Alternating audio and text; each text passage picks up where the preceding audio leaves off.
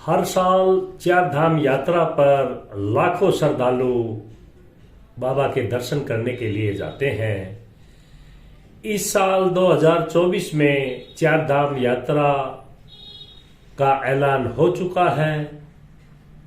महाशिवरात्रि पर विश्व प्रसिद्ध 12वें ज्योतिर्लिंग बाबा केदारनाथ के कपाट खुलने का भी ऐलान हो गया है। बाबा केदारनाथ के कपाट 10 मई को खुलेंगे और इस ऐलान के साथ ही श्रद्धालुओं ने अपनी यात्रा की तैयारियां शुरू कर दी है। दोस्तों, आज हम आपको बताएंगे केदारनाथ यात्रा आपको किस रास्ते से करनी चाहिए, केदारनाथ के आसपास घूमने की कौन सी जगह है, भगवान शिव को समर्पित और 12वें ज्योतिर्लिंगों में से एक बाबा केदारनाथ एक पवित्र स्थान है। यह मंदिर बर्फ से ढके पहाड़ों के बीच बना हुआ है। समुद्र तल से 3585 मीटर ऊंचाई पर स्थित केदारनाथ मंदिर उत्तराखंड में चार धाम और पंच केदार का एक हिस्सा है। हर साल लाखों श्रद्धालु दिल्ली के रास्ते बाबा केदारनाथ धाम की यात्रा पर जाते हैं। खूबसूरत मंदाकिनी नदी के पास बाबा केदारनाथ का मंदिर है।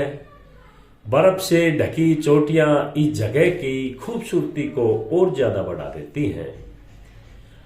आश्चर्य की बात यह है कि मंदिर अप्रैल के अंत और मई के पहले सप्ताह में खुलता है और अक्टूबर के अंत और नवंबर के पहले सप्ताह में बंद हो जाता है। मंदिर के भीतर एक बड़ी सी नुकीली चट्टान है जो भगवान शिव के रूप में पूजी जाती है। अगर आप बाबा केदारनाथ जा रहे हैं तो उसके आसपास बड़ी खूबसूरत जगह है, आपको यहां भी घूमने का मौका मिलेगा। दोस्तों, अगर आप चार धाम की यात्रा कर रहे हैं तो आप लोगों को आज 5 रात और 6 दिन का पूरा प्लान आपको बताएंगे। पहले दिन आप दिल्ली से हरिद्वार जाएंगे। बाई रोड 230 किलोमीटर का रास्ता है, 6 घंटे आसपास लगते हैं।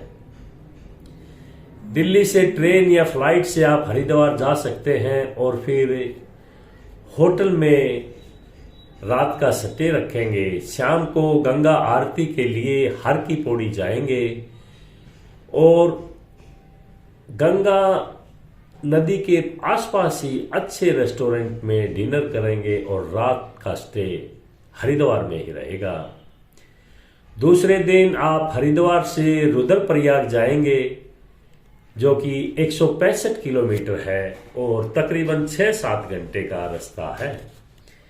सुबह सीधे जोशीमठ के लिए निकलें और यहाँ रास्ते में देवप्रयाग और रुद्रप्रयाग में कहीं भी अच्छा होटल या होम स्टे या गेस्ट हाउस देखकर आप वहां पर रुक जाएं। यात्रा के तीसरे दिन रुद्रप्रयाग से केदारनाथ जाएंगे जो कि 75 किलोमीटर है। 3-4 घंटे का रास्ता है और 14 किलोमीटर का पैदल का ट्रैक है।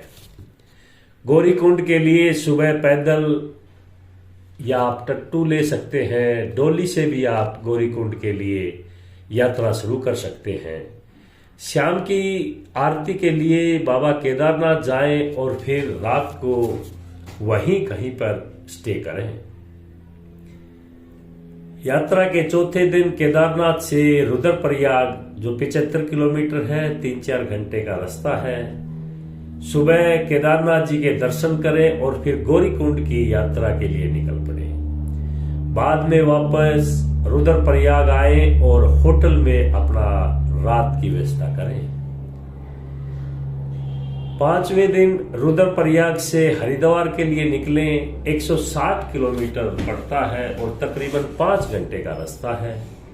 हरिद्वार के लिए सुबह सुबह निकल लें। रास्ते में ऋषिकेश में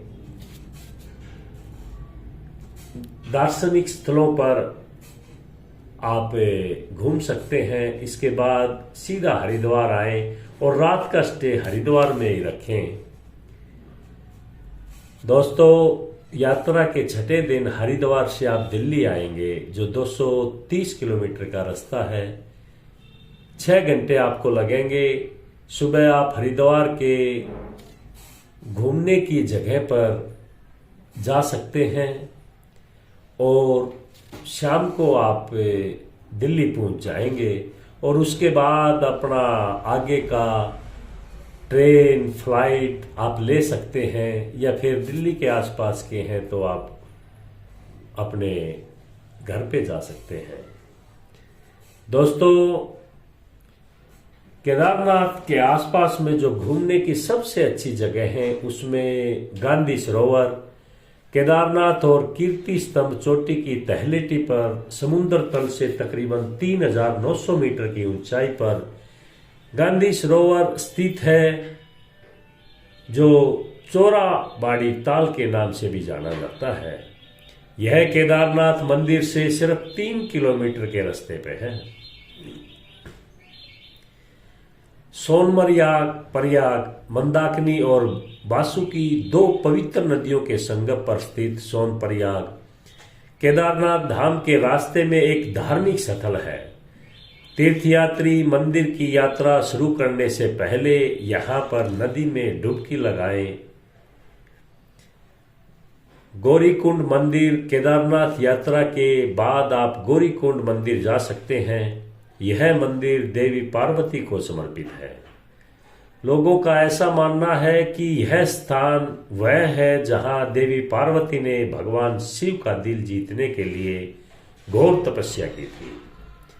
गौरीकुंड में गर्म पानी के झरने हैं जहां श्रद्धालु स्नान करते हैं।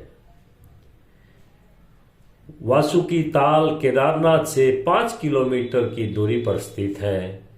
वासुकी ताल समुद्र तल से 4135 मीटर की ऊंचाई पर है।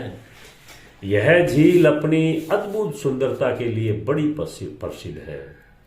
वासुकी ताल ट्रैक आप चौखंबा चोटी के दृश्यों का भी यहां से आनंद ले सकते हैं। दोस्तों, आपको केदारनाथ कैसे जाना चाहिए? दिल्ली से केदारनाथ अगर आप ट्रेन से जा रहे हैं तो ट्रेन की सुविधा सिर्फ हरिद्वार ही तक है। आपको दिल्ली से हरिद्वार के लिए ट्रेन लेनी होगी। हरिद्वार से सड़क के रास्ते या फिर हेलीकॉप्टर से भी आप बाबा केदारनाथ के धाम पर जा सकते हैं। आप फ्लाइट से केदारनाथ जाना चाहते हैं तो देहरादून में जोली ग्रांड एयरपोर्ट है। यह केदारनाथ से लगभग 239 किलोमीटर की दूरी पर है। देहरादून से केदारनाथ जाने के लिए बस और टैक्सी की सुविधा भी उपलब्ध है। अगर आप बाई रोड दिल्ली से केदारनाथ जाना चाहते हैं तो आपको दिल्ली से हरिद्वार, हरिद्वार से रुद्रप्रयाग और फिर रुद्रप्रयाग से बाबा केदारनाथ धाम पर जाना होगा। अगर आप अपनी बाइक से केदारनाथ जाना चाहते हैं तो दिल्ली से कोटद्वार और कोटद्वार से रुद्रप्रयाग आपको जाना है। पौड़ी जिले से होते हुए रुद्रप्रयाग से आप सीधा केदारनाथ धाम पहुंच जाएंगे। दोस्तों, बाबा केदारनाथ जाने के लिए नॉर्मली एक आदमी का 3000 से 5-6 हजार रुपए तक का खर्चा आ जाता है। दोस्तों, आप लोगों को ये इन्फॉर्मेशन अच्छा लगे तो शेयर और लाइक जरूर करें। आगे भी ऐसी जानकारी आपको देते रहेंगे। नमस्कार। हर हर महादेव।